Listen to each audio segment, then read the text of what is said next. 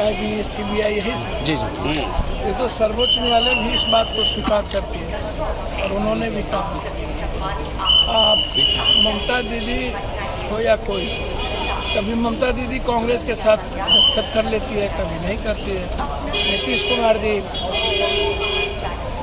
अपनी अलग पार्टी है।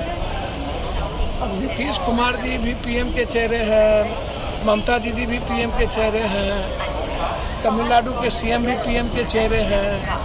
देश में जब पीएम का चेहरा होगा, एजेंसी लगातार आप इस बात को देख रहे हैं कि जिस तरीके से यूज कर रहे हैं हमेशा, क्या बीजेपी में कोई सब सती सावित्री है? बीजेपी के गठबंधन में सब सती सावित्री है। नीतीश कुमार जी को तो कोई घाटा नहीं ना होने जा रहा है भाई। लालू यादव जी ने गलत सही क्या किया?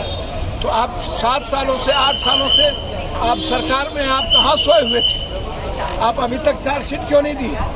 आप क्या डरा रहे थे? या नीतीश कुमार जी आप दोनों ना मिल जाए इसके लिए आप इंतजार कर रहे थे?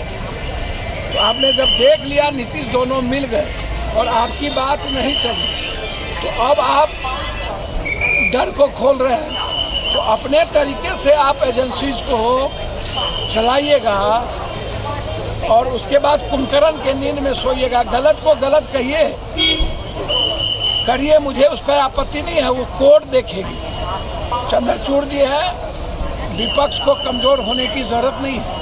विपक्ष यदि गलत नहीं है तो कोई माय का लाल, कोई एजेंसी कुछ नहीं कर पाएगी। गलत होगा तो डरना होगा, इसको आप समझ लीजिए। सुशील मोदी कह रहे हैं कि वही आदमी हस्ताक्षर किए हैं जो कि कई घोटाला में फंसे हुए हैं। सर, सुशील जी क्या कर रहे हैं? पहले तो सुशील जी से पूछिए, बिहार में जो सृजन घोटाले से लेकर के इतना घोटाला है, उसमें आप लोगों से और किसी से पूछताछ क्यों नहीं हो रही है?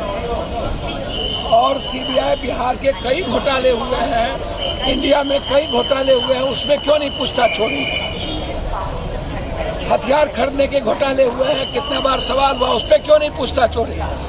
सुशील जी से पूछिए कि इतना दिन कहाँ गायब थे? लालू यादव जी ने चोरी किया या जमीन दी, तो आप 9 सालों से गायब कहाँ थे?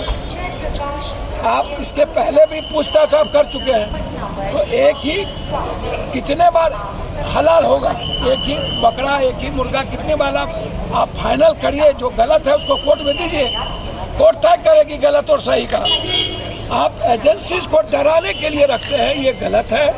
और नीतीश कुमार जी को तो भाई अपर हैंड है नीतीश कुमार जी।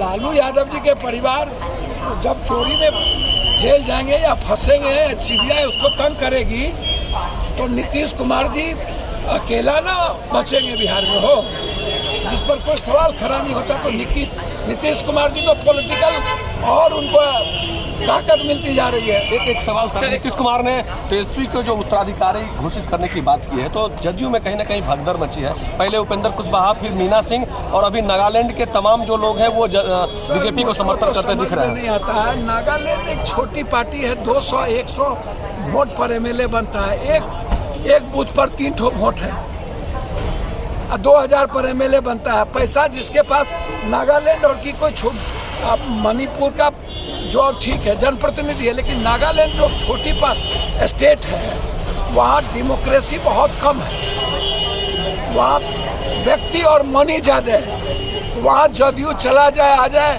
अब उपेंद्र भाई के बारे में क्या कहना, मुझको तो समझ में नहीं आता है कि क्या केंद्र अगला चुनाव सीबीआई, ईडी, आईबी और सुरक्षा देने के आधार पर ही लड़ेगी। पहले अब पप्पू यादव को डेली मारने की तैयारी है, डेली फोन आता है नेपाल सब जगह से, माफिया पर हमला नहीं करो, तो हम तो बाप नहीं करते हैं। आपने तो Y+ हमारा था, आप ले लिए। अब आपसे मैं लगातार आग्रह कर रहा हूँ, आपने तो हमको दिल्ली में घर भी नहीं दिया अभी तक। तो ये मैडम को, पप्पू यादव के कारण यदि मैडम को घर नहीं मिल रहा हो, 1 साल MP हो गई, तो क्या हम बीजेपी को के आइडियोलॉजी को जिस दिन मान लेंगे उस दिन घर मिल जाएगा? क्या उस दिन हम भी कि उसके पहले क्या हमको सुरक्षा नहीं मिलेगा? तो अब आप छोड़ दीजिए, उपेंद्र भाई, सोहनी जी, चिराग भाई, सब भाई, आप इतने समझिए, यह कंट्री 2024 का चुनाव IB, ED, CBI, चुनाव आयोग और सिक्योरिटी के आधार पर ही लड़ेगी। लास्ट में हिंदू मियाँ चलेगा।